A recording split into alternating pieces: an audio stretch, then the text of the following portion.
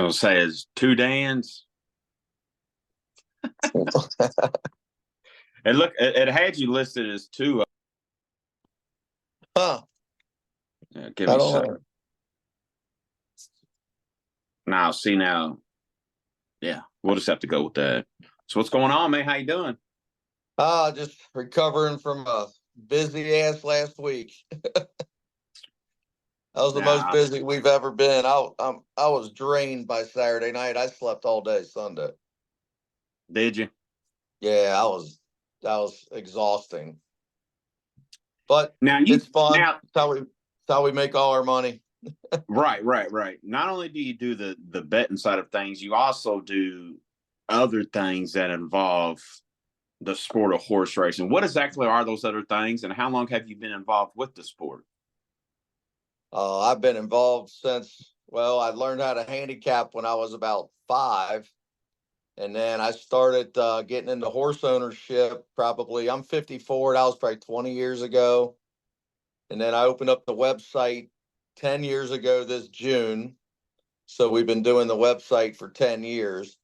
And just recently we started doing more videos because that's what all the young guys want, more video stuff. So we've had to do all that kind of stuff. But I was doing the broadcast at Turfway for about, I want to say 4 or 5 years till Churchill bought it.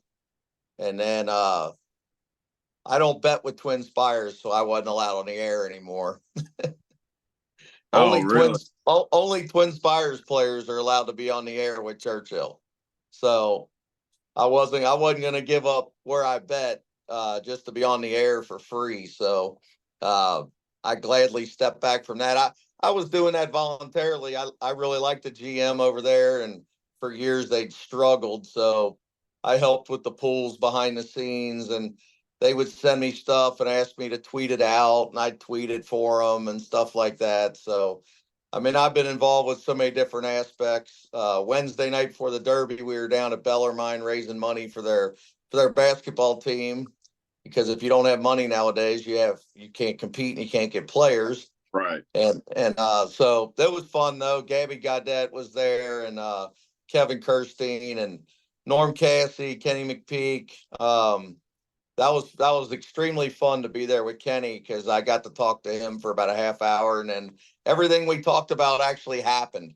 So that was unbelievable to watch it play out exactly what we talked about. So that was fun. I was very happy for Kenny to win both races. Now, I don't. How long has it been since that's happened, or if ever? Somebody told me today at lunch it was 1952. I don't know if that's accurate, but that's what one of the guys at the table said that they had read 1952 since somebody'd win them both. And I mean that's crazy. That's crazy to win. I mean, he texted me last night and said it's just surreal. They don't they can't even fathom that it's Yeah, happened, you know. And BJ Hernandez is such a nice guy, and he uh seems real cool. yeah, he's a great guy, and the thing is, he learned from Calvin Burrell how to come up that fence at Churchill years ago. Then Corey Lannery kind of took up that mantle for about 5 or 6, 7 years, and then BJ just kind of learned from those two and said, Yeah. well, if I want to win at Churchill, I better learn how to come up this fence. And so the last probably 5 years, he's been doing it like the exact same thing he did to win the Derby. He's done 1,000 times at Churchill. It just wasn't on a big stage. So it was funny Wednesday night when I'm on the microphone, Kenny's sitting right in front of me. I said, in front of 300 people, I said, Kenny, you can win the Derby. You just need to tell BJ Hernandez, do not come off that fence. Do what you've been doing. Yeah. Paint that fence, wait for it to open. If it don't open, you're going to lose. But if it opens, you may be 3 in front in the stretch. And when it happened, I mean, my eyes lit up. I jumped out of my seat. I had like 30 people in my backyard, and we were going crazy for Kenny. I was extremely happy for him. Man, it couldn't happen to a nicer outfit. And the local people that don't get in trouble for all the drug violations, they're clean as can be. They never have violations. It's just great to see the local people win. No, that's what I was getting ready to say, and I'm glad you mentioned that. Kenny, graduate of Tates Creek High School. He's a Kentucky boy. So it's always special, like when a person from here wins it, but to win Oaks and Derby and it be the culmination of the 150th time and running of the Derby makes it all more special. Now you were And just one talking. Go ahead. No, go one ahead. on one was on a sloppy track, one on a fast track too. It was like everything crazy. Now Mystic Dan was, I want to say, at the time right before the race let off, was what, 20 to 1 horse. Yeah, I think he finished 18 to 1, and he was right around 20 to 1 the whole time. Yeah, I have a guy that put 185 on him to win. Oh, nice, nice. I was happy. I was happy because I hit the superfecta, so my whole backyard was going crazy. But I had to win the photo though because I did not have the Japanese horse second.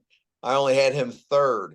Mm. So then my buddies are texting me going, "You're going to get disqualified," and I'm like, "Oh, come on!" And we couldn't see it because they weren't showing it. Yeah, they Uh, weren't. so we were just kind of like looking around, like, is it official or not? So all these guys are on their phones. We'll see if it's official. So once it was, our backyard went crazy because everybody in the backyard was betting the same stuff we were. So it was fun to win a photo, and I'm still mad at myself for missing the pick five that paid 135,000. I should have had it. I got stubborn. I got beat this far. Yeah, sometimes us men in general are stubborn all in itself. Yeah, I took the 6 and 11 in the turf race, and the 5 program trading was the last horse I threw out because I didn't want to spend all that money. We cut it down a little bit, and we got burned. We got burned. All I had to do was just take all 3 of them. They were the only 3 that could win, and I was like, well, let's save some money. The 6 or 11 will probably win this, and of course, the 5 had to get the dream trip through the fence and get up by an Yeah. inch. But what do you do? I'm just happy to have a winning week, and everybody's happy. Our best bet won on Saturday, and our big long shot we gave out won on Friday. So everybody's happy. Who was that long shot on Friday on the Oaks? Uh, it was the turf race right before the Oaks. What the heck was the name of that horse? It wasn't domestic. It was a Chad Brown horse on the grass that paid like $18. I can look it up real fast. Mm, He paid like $18 that's to nice. win. That's a good one. Yeah, he was 12 to 1 in the book on the morning line, and I can't believe there it is. Dynamic pricing with Irad Ortiz. I kept looking at that like there's no way they're going to let Irad go off that kind of price with a Chad Brown, but I mean he I think he held at 8 or 9 to 1 when he won. So I was extremely happy that horse won because we needed that on Friday. We needed it. Yeah. Now back to the photo finish. That is, in a sense, the epitome of what the name is, photo finish, and the epitome of, by a horse nose. Like, and then I couldn't get over that, like how close it was. Do you feel like having an ending like that and it being on the 150 just made it that much more special? I do. And the ratings were way up, which was great to see. The betting was way up when it's been down all year, all across the country. So to see a big increase like that is huge for racing. I get sick all the gaslighting with, oh God, if this don't happen, racing's gonna end and they're gonna shut it down. I mean, the negativeness on Twitter just drives me nuts with that. Everybody wants to jump to all these extremes, and that's basically what social media is nowadays. Is extremists get all these voices, which is crazy. But I think it's really going to help horse racing. We're probably not going to see a triple crown, but that's okay. The Japanese horses proved all week that they're the real deal, and they're coming. And every Absolutely. year, it's going to get more and more serious every year with them coming because I never dreamed the other one could run fifth. I wish he would have ran fourth because I had all in the super. That would Yeah. have made that would have made it, instead of 8,000, I would have made it about 50. But I mean, T.O. Password ran out of his mind. I mean, he had no business running that well off his form, and of course the other one. I mean, if those two don't bump each other the whole way down the stretch, one of them would have won. But they just couldn't stop hitting each other. And I know everybody wants to blame Gaffleone and Sierra Leone because he was leaning in, but the first hit was Forever Young coming out. So I mean, he Right. bammed right into him. So that, and I think that's why the inquiry never went up, because they looked and said, they're hitting each other, just let it go. And the Japanese riders don't usually claim foul, so he didn't run back and claim foul. If that was an American rider, he'd have went straight to the phone and claimed foul, and I'd have probably got taken down out of $8,000. So I'm really happy that didn't happen. But I mean, I'd love to see all three of them run back into Belmont. That would be an incredible thing for racing at Saratoga. In the Belmont Stakes. I don't like the fact they're only going a mile and a quarter, but Oh, they they, are? yeah, they claim they can't do it at Saratoga, which to me is ridiculous. You can do anything you want in this world. You could figure it out if you really wanted to, but for whatever reason they don't want to do it. So it's a mile and a quarter, which it's basically the same race we just ran. So why wouldn't all those horses run back? They get 5 weeks to rest, which is going to hurt the Preakness, but the Bafferts are coming for the Preakness. So that'll keep the ball rolling at least, and keep all the media involved, having Bob Baffert there. So, but yeah, I think the Belmont could be a rematch of all three of them, which would be awesome. Now, what do you think about the whole Baffert situation, man? Like, and I'm glad you mentioned that. I was going to bring him up. Like, somebody were talking about, was it like the third time or something? Like, some sort of appeal or something like that got denied. At what point do you feel he's going to stop trying, or do you feel like it's past as some have said that I've seen say, the apology stage? What's your thoughts on that whole situation? Well, I think Churchill just got mad because he refused to accept the DQ, and he kept challenging it in court. The problem I have, and I've told the Churchill people this, and they get mad at me for saying it, but in America, if you're sentenced to 2 years, then you're sentenced to 2 years, period. Yeah. This ain't communist China. This ain't North Korea. You don't get to just change the guy's sentence because you didn't like his attitude. I mean, I don't like his attitude. I wish he would have just taken his deal and went away for 2 years and come back. I mean, but he challenged it. That's his right to challenge it, and he did, and they got mad over it, and so they extended his suspension, and I don't think that's right. I just don't think it's right.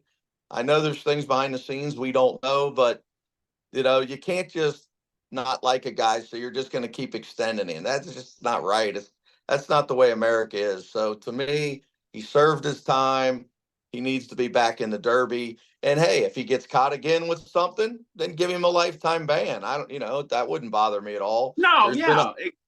No, there's you're been other people yeah. that get, I mean, Rick Dutro's back. They gave him 10 years.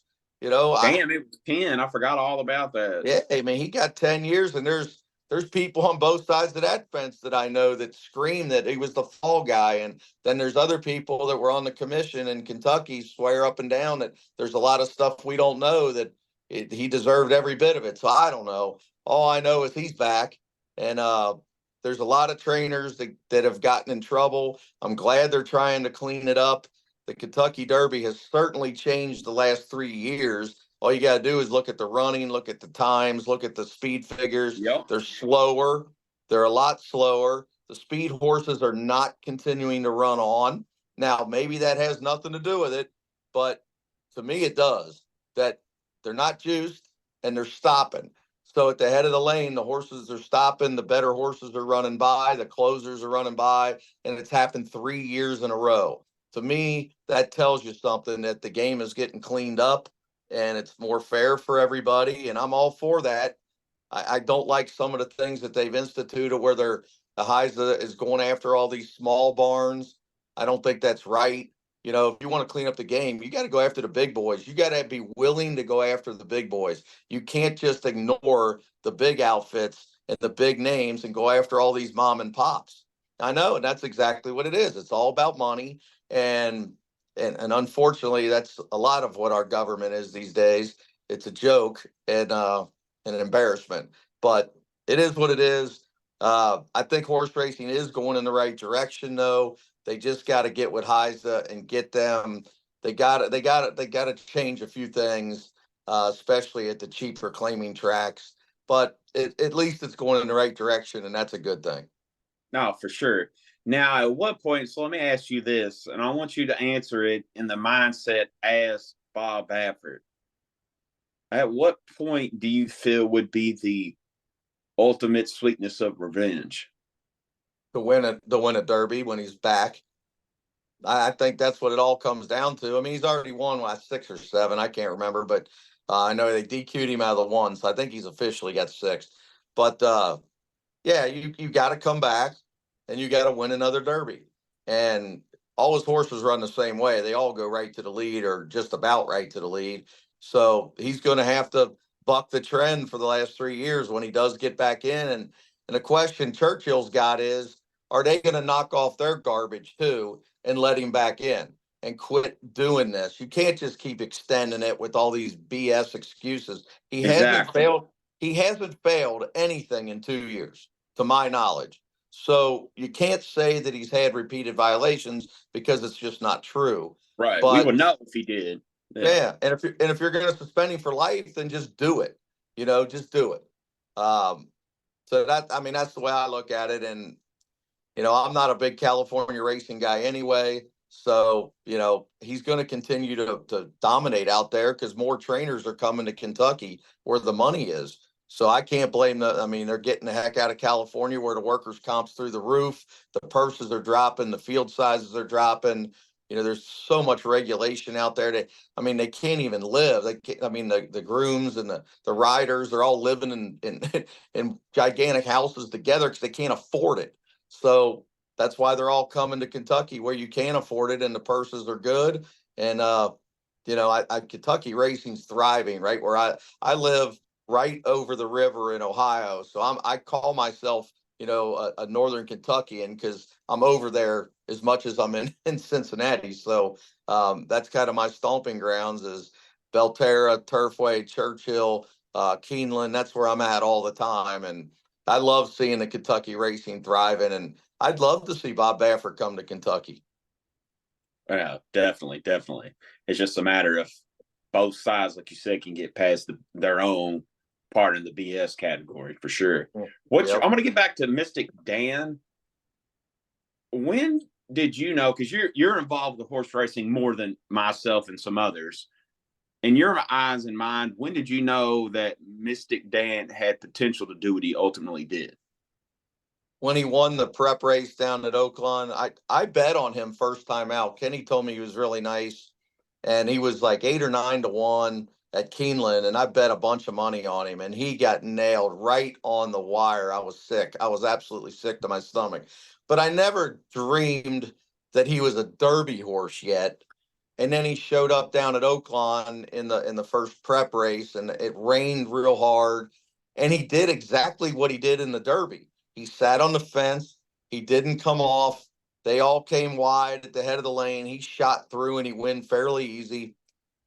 And he ran a really big buyer number. He ran 101 buyer number, and I'm a big numbers guy. And that number told me that he had a chance. Now, he didn't run great in the Arkansas Derby, but he ran good enough. And I knew that he already had the points. They weren't trying to kill him to win the Arkansas Derby. So running behind the Baffert Muth, who was probably the best horse of all of them that wasn't allowed to run, I said, well, he ran right behind Muth. And I said, if he draws an inside post, he's got a big chance. I don't know if he could beat Fierceness, but he's got a big chance. So Yeah, when he drew the 3 hole, that's when I said, look, I understand if you go after Fierceness first, but Mystic Dan had to be in those next couple of horses that you looked at. He just had to be because his number was right there. That if Fierceness didn't show up, he was one of them that could win. definitely, definitely. Now I want to get back to Kenny before we touch on a few more other topics. How long has Kenny exactly been in the game? Oh wow. I think I've probably known Kenny 20 years. he was a trainer, then he got out for a little while as a See, trainer. I heard that. I heard he got at it a little bit. And he was doing the buying and selling, the bloodstock stuff, and then he got back in. And ever since he's got back in, man, he's unbelievable being able to find horses that are 40 or $50,000 up to maybe 225, $250,000 and making them really good horses. And that is not easy to do in this game. So many people spend millions of dollars and never get a good horse. And I mean, I think Torpedo Anna cost 40 or 50,000. He's so good at being able to do that. And then his training style, he does not train them to fly out of the gate right away.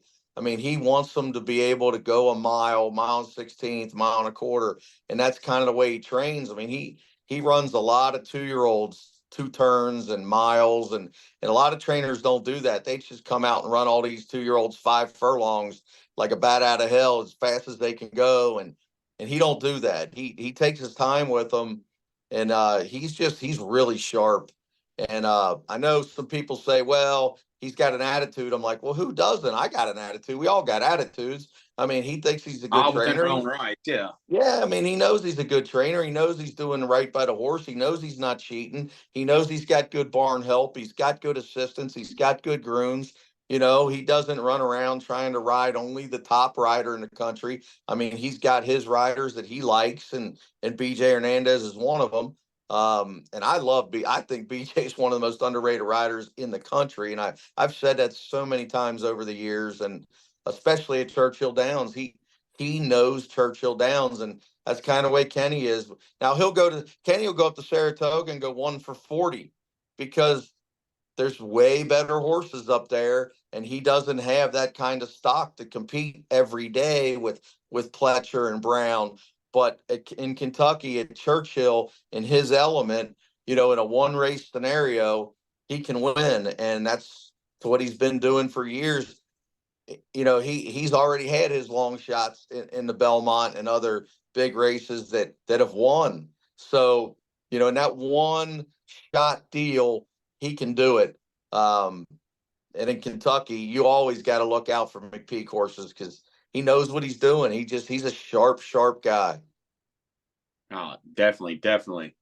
What's your thoughts on those people that complained about prices this year? Because I'm sure you've seen it on social media. People, to me, seem to complain about prices more than they normally would and or do when it comes to the Derby. What's your thoughts on that, and just people just complaining about it in general? Do you mean too many favorites won? Well, that and then the prices of stuff. Oh, you're talking about, okay. No, the Both. price No, to go no, to a both. Derby. Yeah, Oh my both. God. I went to 10 straight derbies and I stopped going. I just I just stopped. I said, I'm not a multi-millionaire. So I'm like, this is just ridiculous. $15,000 for a ticket. It's just, that's kind of stuff is just nuts. They've priced out the normal person. And I've talked to Churchill people about it. It's just not fair. You've got to have normal prices for the normal people that they can go and enjoy themselves on the biggest week of the year. We shouldn't have to go. I go on Wednesday now instead, because Wednesday I can sit on the 16th pole in the 318 section for a fair price, enjoy the day, and then go home. Unfortunately, that's what I do, and I refuse to pay $3 and $4 and $5,000 to have a decent seat. It's I don't blame people for complaining. And they're trying to make it to where, well, the food's included, the alcohol's included. Well, that's all fine, but I'm still not paying that kind of price for a seat. It's just, to me, no seat at any event should cost more than 400 or 500 bucks. And I mean, they're charging. I mean, there's seats there for 25 and $30,000. I mean, it's Really? just, yeah, it's crazy. The new suites are with the food, and there's a video going around YouTube right now. My buddy sent me. It's 15,000, and then yeah, it's cool. You get to walk out. Travis Kelce bought one of those seats. 15 grand. It's just crazy. The normal person just can't do that, and I don't know. I think it's a shame what they did with that. I understand Millionaires Row and stuff like that, but there should be 50,000 seats for normal people that they should be able to afford and not price everybody out. I think it's a shame. Well, I've seen a price list on like some of their drinks. They have White Claws for like 14, $15. And I'm like, you get a 12 pack for a few more dollars. That's ridiculous. Yeah, it is. I mean, I saw the same prices. It's absolutely ridiculous. But honestly, what restaurant isn't like that nowadays too? I went up the street to lunch and they wanted me to pay 15.95 for a cheeseburger. I said, "You got to be kidding me." Did that at least come with fries? No, a cheeseburger to sit outside on a picnic table. I'm like, you got to be kidding me. But unfortunately, it's what it is in this country right now. So we got to deal with it, right? No, definitely. I seen that you tweeted about Stone's call of the race. I want to talk to you about that, how historic that call was, and just how good of a job he did. He's so much the best race caller right now. I mean, he is historically great. That tells you. I mean, I think he might be one of the top five all time already. Yeah. He doesn't miss calls. He's so articulate. He comes up with all these different sayings, but he doesn't get into the goofy stuff. He just calls the race, and he's a good handicapper too. But I mean, and he's a nice guy, but he's really, really good at what he does. And man, there's so many different races. I listen to him all the time. I'm not sure I've ever seen him butcher a race. So it was of no surprise to me that he picked up Mystic Dan on the turn. He picked up Sierra Leone and the Japanese horse the minute they started their runs. I mean, he even got Resilience launching on the outside. He got TO Password launched. I mean, he got every one Yeah. of them. Did it all. He he's one of the few announcers. I don't even think you need a television.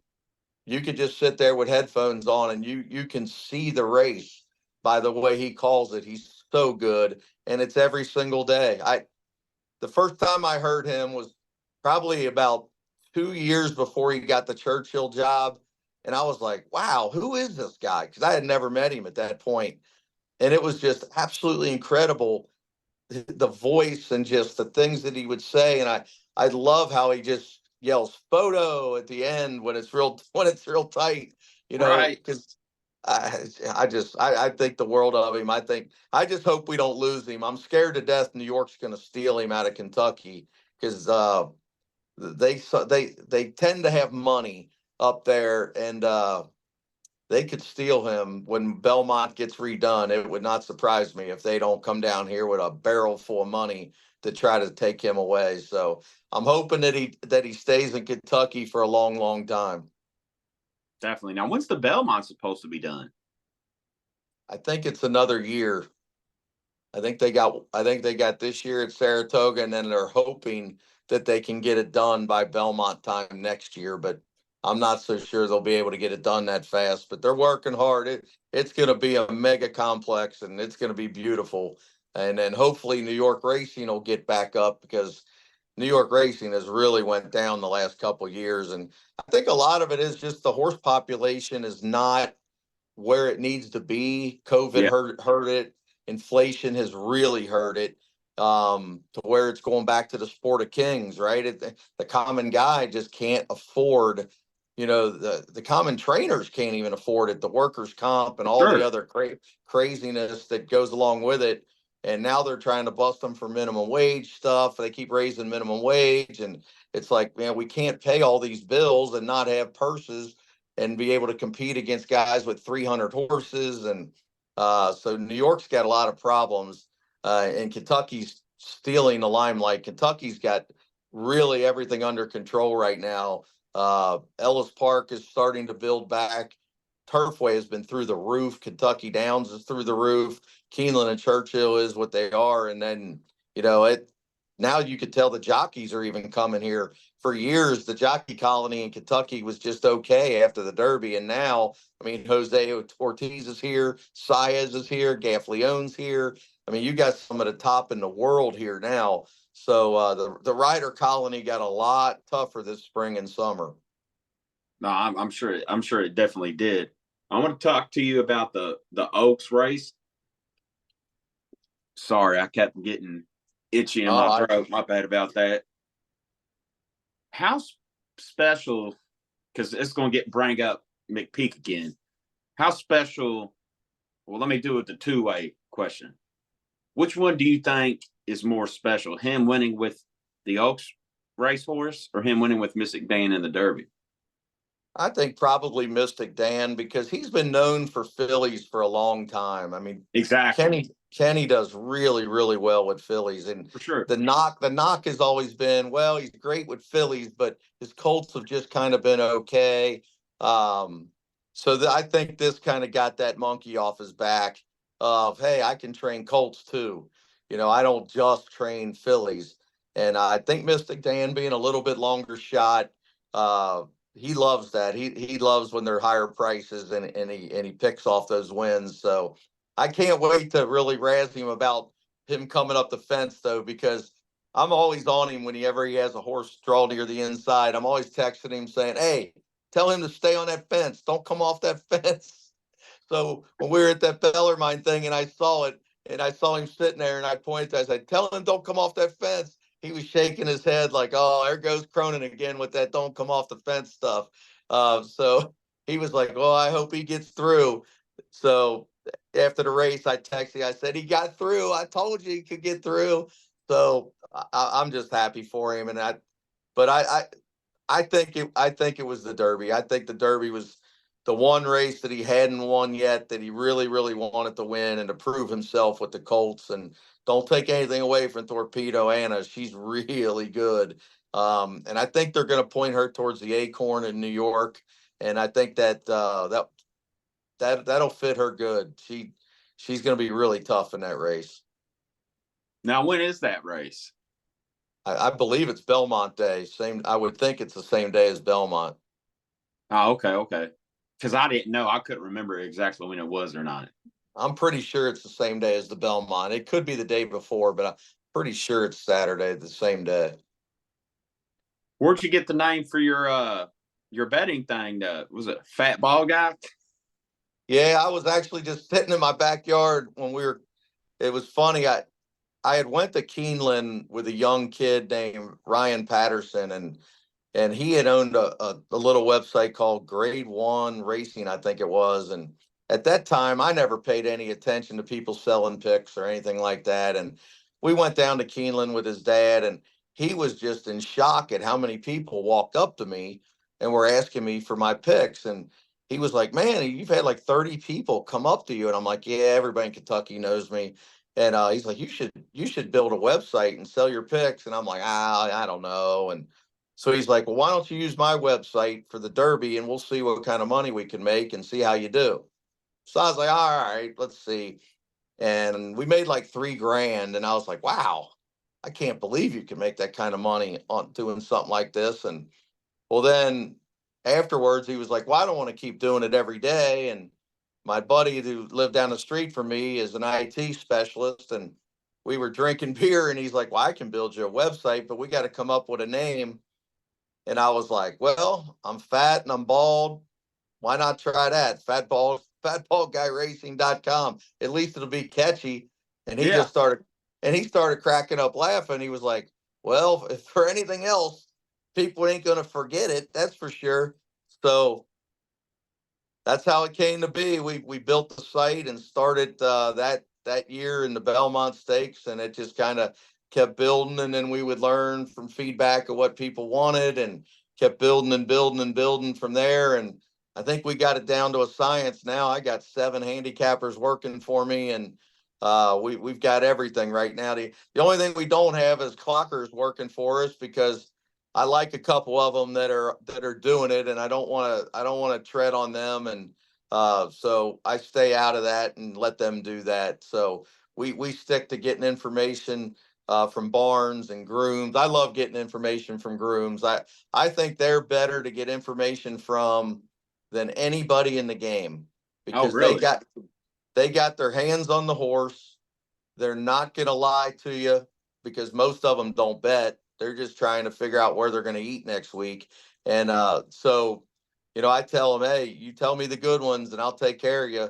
And it's worked out better and better and better through the years that, I'll get text all the time. Hey, this first time starter is a real runner. Don't forget him. And that's I kind of think that information separates us from everybody else that sells picks because they can't get it.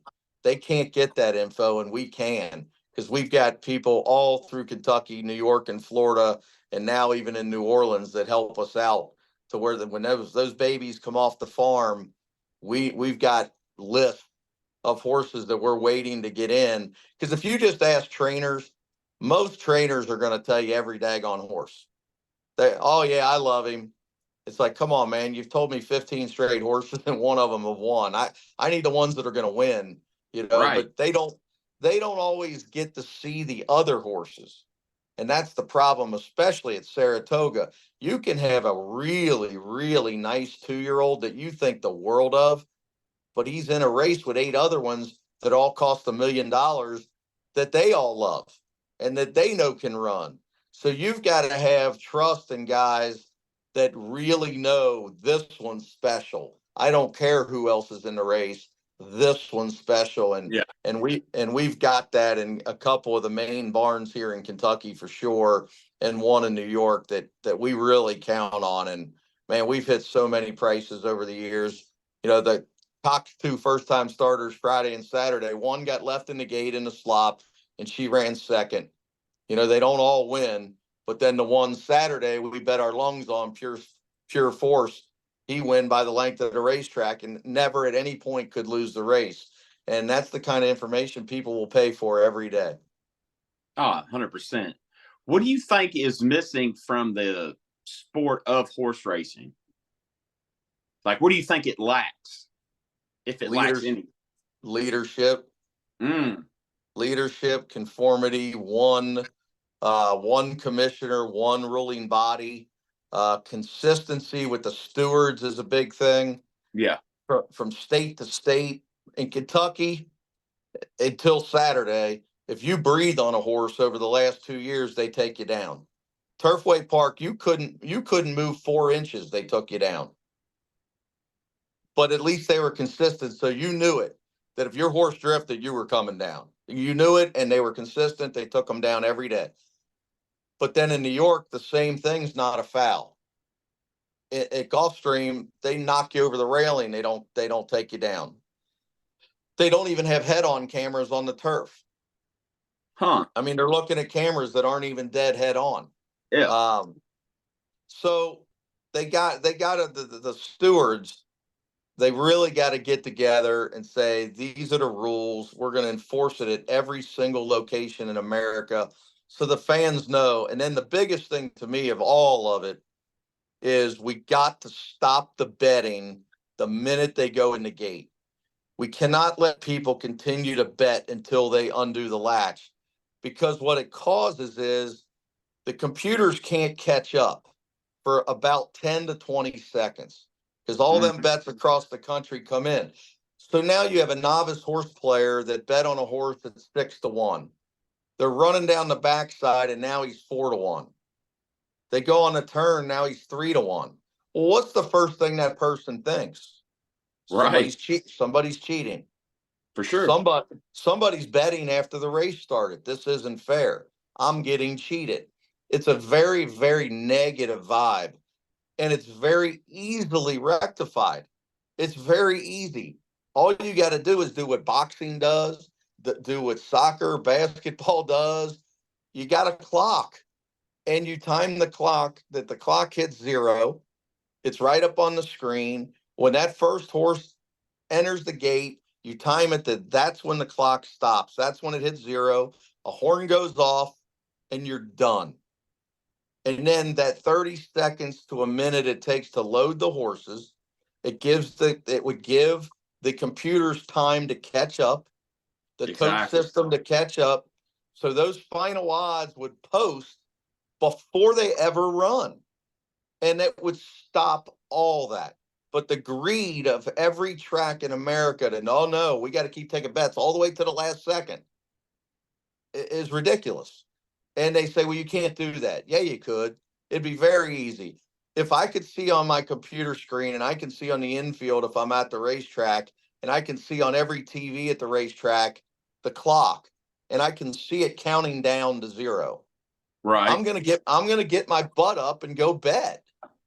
And your announcer could say, 2-minute warning, get your butt up and bet. It's not that hard. It's really not that hard. And they got to do something, because that negative context is not leaving horse racing until we stop. And I really think that would help too in the long run. You think you'll ever get back into the broadcasting stuff, or are you just done for good with it? Well, the problem is now our website has been built up so much and it's so successful now. I've actually stopped my other business because I don't need to. I'm full time doing this now because we're so successful that, I mean, they would have to come with a hell of an offer now for me to shut this down. And and I like being self-employed. I don't have to get told what to do, what to say, what I'm not allowed to say, horses I have to pick. Some of Right. them guys on TV, they're not free to pick who they want. They're Really? telling them behind the scenes, you can't pick the chalk. You got to pick a price. The guy next to you can't pick the same horse as you. We want you guys picking different horses. It just, there's a lot of red tape behind it that I don't want to be a part of. But I never say never. If the right person was my boss, the right people invited me on, somebody, I really like Keeneland. I would probably never say no to Keeneland. I really love the people there.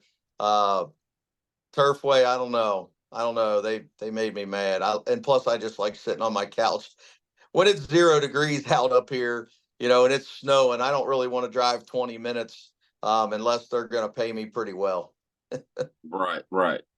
What would you say is the biggest thing in 2024 that Churchill Downs in totality lacks the most? Reasonable prices on Derby Day would be one of them. Oaks and Derby, they got to get back to the reasonable prices. But, other than that, they've done so much better with the parking and with the transportation in and out of there. That has really come a long way. I think It they got to has. get I drive on Derby. I can vouch. I can agree with you on that. It definitely has gotten better. the one thing I would love to see them do is tell the television stations that we need to be more flexible. And this goes back the year that the disqualification happened with maximum security. My opinion, and I've said this to everybody, every suit at Churchill, just about, that whole thing was Churchill Downs' fault. 100%. It was Hmm. not the rider's fault. It was not the horse's fault. 100% Churchill Downs' fault. And they told me that there was no way that they could do what I'm proposing.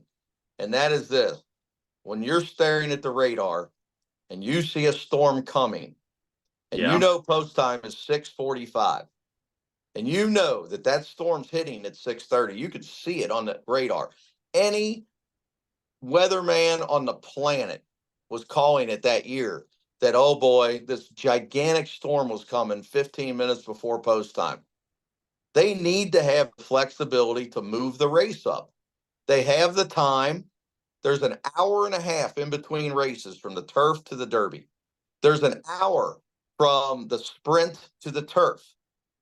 So they're running one race in 2.5 hours. You're staring at that from So 3 o'clock on. plenty time. All you have to do is move the dirt race up 15 minutes. Move the turf race up 15 minutes. Move the Derby up 15 minutes. Now post time 6 o'clock. Well, we can't do that. We can't do that because of TV. What do you mean? They go on air at 3 o'clock. They would have 3 hours to say, hey, everybody, go across the screen. Do, do, do, do, do. Yeah. Post time has been moved up to 6 o'clock because of an impending storm. All I want to hear, I hear this all the time, right? You know what I'm going to say. The safety of the horse, right? That's all we hear the Yep. last 2 years. Safety of the horse, safety of the jockeys. But yet when it comes to moving the race up 45 minutes, oh, well, we can't do that. Wait a minute. You just told me safety of the horse. Isn't it safer to run on a dry track than it TV, is a sloppy track? Is TV it money. safer if that track would have been dry? Tyler Gaffleone never panics on the fence with War of Will. He panicked and caused the whole thing, but he was getting all this mud in his face. You could see him the whole backside looking, trying to get out of there, trying to get out of there. He would never have done that if it was a dry track. And then maximum security, when he bolted a little bit to the right, War of Will would have just went straight, just like Mystic Dan did, and he might have won the Derby. Yeah. Instead, he panicked, tried to go around him, and now maximum security bolts a little bit, and now he causes this big chain reaction that War of Will would have never even been involved in if Yeah. the slop wasn't hitting him in the face. So to me, if you've got the ability with the radar and all this technology to know that that rain's coming, to me, for the safety of the horse, which is supposed to be utmost importance, the safety of the horse and the safety of the rider, we need the flexibility. And here's the thing, every other day they do it. Huh. That's Every ironic. other day. It happens all the time. We're moving post time up 10 minutes, 15 minutes, 20 minutes because a big storm's hitting at the end of the day. They do it all over the country. So why can't we do it on Derby Day to keep the track fast? Now, you couldn't do it this year with Oaks. It rained all day long. I'm not talking about that. I'm talking about when it's dry all day and you stare at that radar and you know, oh boy, it's coming. And it's happened 10 times on Derby Day to where you can stare at the radar and it's like, what do we do now? The monsoon's coming at 6 o'clock, Did it 6:30, happen? 6. Didn't it happen the year of Animal Kingdom too? I felt like it rained pretty good that year. I was there that year. Nyquist year it happened right after the Derby. I mean, we got crushed right after the Derby. I mean, we were running to our car where, oh my God, it was a monsoon that year. The last two races, I don't even know how they ran them. It was so bad.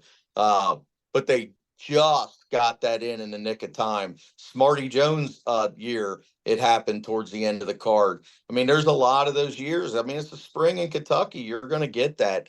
So all I'm saying is, to make a long story short, have the flexibility to do it if it needs to be done and don't make excuses for it. The TV needs to understand you're already on the air.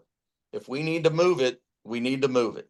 And it could, because you could really avoid a catastrophe that, I mean, what happens if maximum security wipes out 3 horses and they all go flying and a rider gets killed and 2 horses die? I mean, then you're talking, this isn't gaslighting now. Now the government's involved, and we all know for the last 3 years, we do not want the government involved in anything. Right.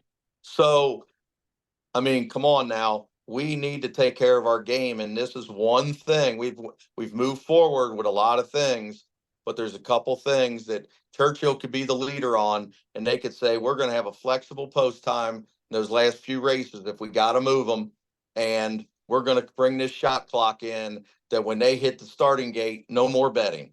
No more betting. We're not going to have horses going from 6-1 to 2-1 because some computer bet $1 million on the horse. And we haven't even talked about the computer wagering because I know that's never going to stop. But Never will. that's a big problem in the game. And thank God New York has stepped forward and told them 3 minutes to post. You have to have your computer wagers got to be in 3 minutes post. We're not letting these computers bet millions of dollars right before they're entering the gate because that's not fair. Because it ruins the odds for everybody else if they're right. Unfortunately, a lot of times they are. I mean, I know it's always glaringly obvious when an 8-1 wins and then they cross the wire and you think you got 8-1 and you look out on the infield and you're like, wait a minute, he's 4-1. What happened?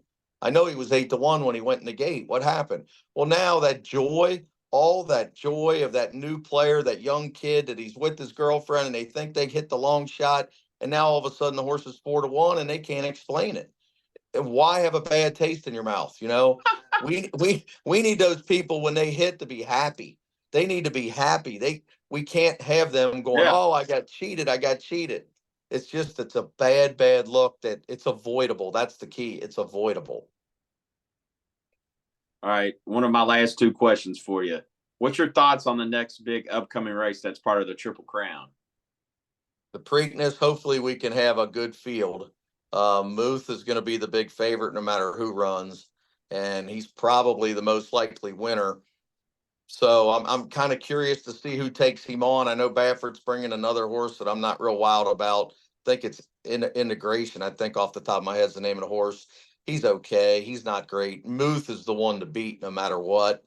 And then it just depends on who lines up against him. Is Brad Cox going to run one of these? I heard that Pletcher's not going to run the monster that ran on the undercard, Mind Frame. So if you don't run that monster, then who are you going to run? Chad Brown's not going to run.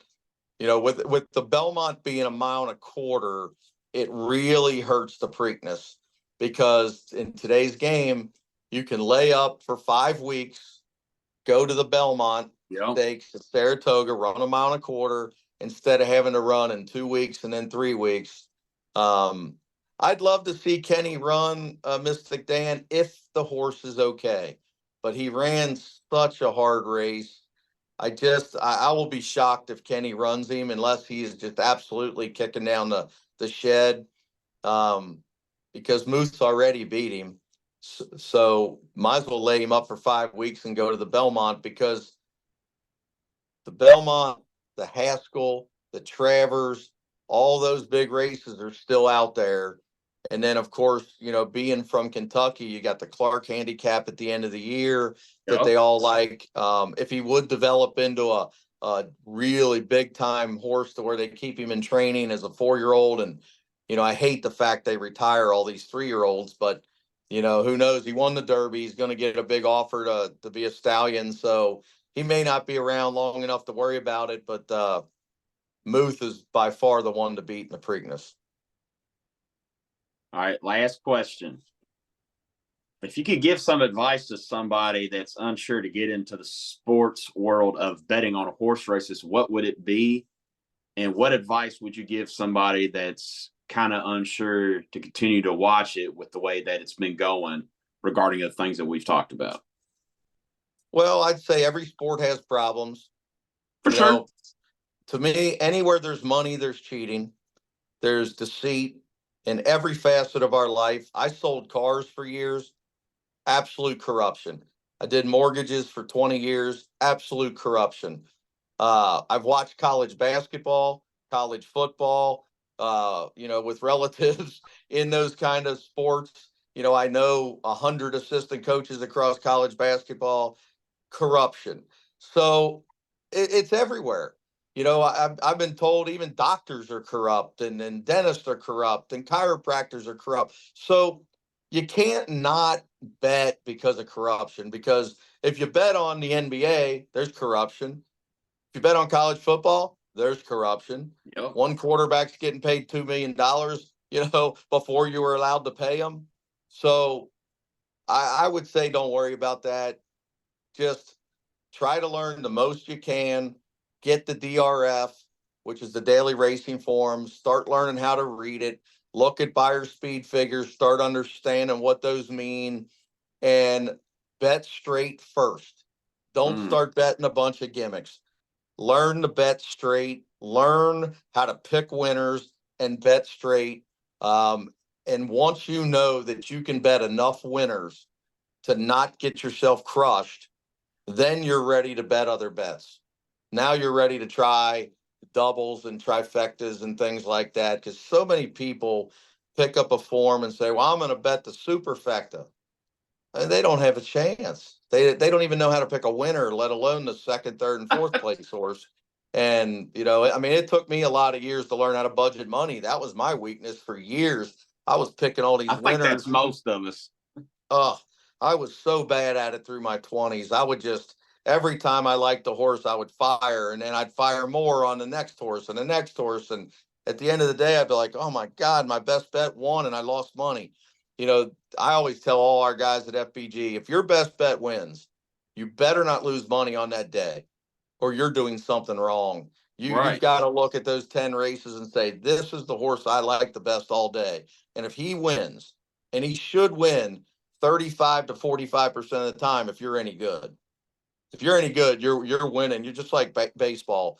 You're hitting 350 to 450 if you're a really top class handicapper on your best bet. Not every race. If you're betting Yeah. every race or handicapping every race, if you're in the high 20s, low 30s, you're doing well. I mean, there's a lot of guys on TV. We used to do that. I had a whole staff of interns at one time that we charted everybody on television, everybody that had a website, everybody that was on all these different Twin Spires and TVGs. We would chart every bet they made or supposed bet, every pick they made to see what their win percentages were. And it is unbelievable how bad some of them are. Just Really. bad. Can't pick 20%, picking 15%, 16%, and they're on the air telling people who to bet on. It's absolutely embarrassing.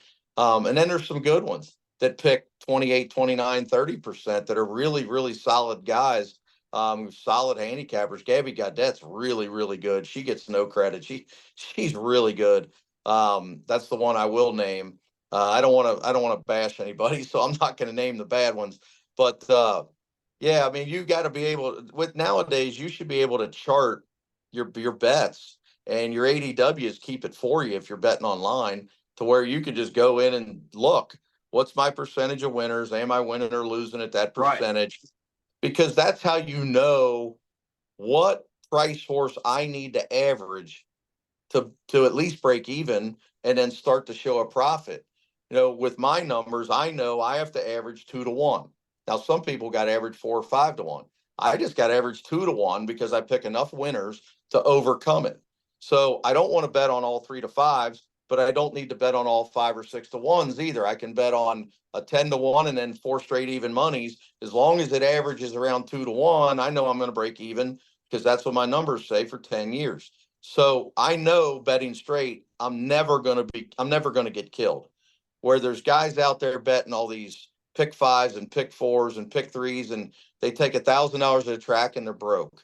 And then their wives are ready to kill them. You gotta stop doing that and just bet straight. It's just as fun. If you bring $100 at a track and you go home with 100, I feel good. I mean, I know there's some that don't like to do that, but I feel good doing that. And then if you bring 80, so what? You lost $20 and you had fun all day long. But you just got to make sure you're not bringing 300 and going home empty handed every time you go. But that's how you got to get educated. You got to look at the DRF. You got to study.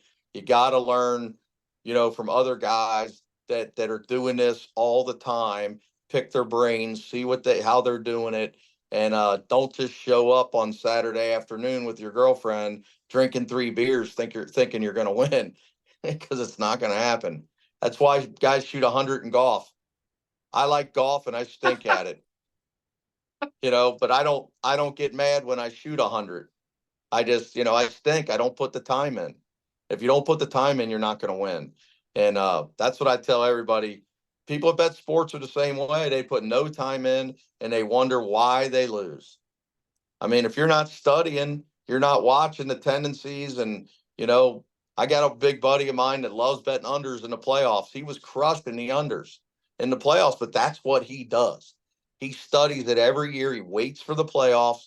He knows they're all of a sudden going to start playing defense and the scores are going to come down. Yep. And you can check it. I think it was like Every 70. year. I think it was 70 something percent this year already. So he knows he's got the winning formula, but you can't deviate. Then you can't start, well, this one might go over and then this one might go on. Just bet the under, be done with it. And that's kind of the way I am. I love betting dirt sprints when I got an outside horse that I know is tactical with a good rider and good trainer. I bet the biggest bet of my life on Vava on Saturdays. Biggest bet I ever made in my life on Vava with 30 people in my backyard. I told them all, you bet your house, your car, whatever you want. This horse can't lose. And when she won easy, they're all looking at me like, wow, I can't believe. I was like, well, I've told you for years, I love betting dirt sprints. That's what I study. I love outside posts. I love tactical speed. I love I sent a message to the trainer 4 days earlier, said, I think your horse can't lose. And once it didn't come back, whoa, you better not. I'm like, well, that tells me she likes him. I'm good. And we're ready to go. Everything's ready to go. And I knew the minute that gate opened and he Yeah. popped, I knew all she had to do was just point her to the wire and she wasn't going to lose. But I made 10 times higher bet that race than I made in the other 30 races I bet. So that's why I could not lose on the 2 days, because I already collected all that other money. But that's from years of learning and making mistake after Right. mistake after mistake with my budget. When your best bet gets home, you cannot let yourself lose. And that's the biggest advice I can give anybody. You can't let yourself lose when your best bet wins.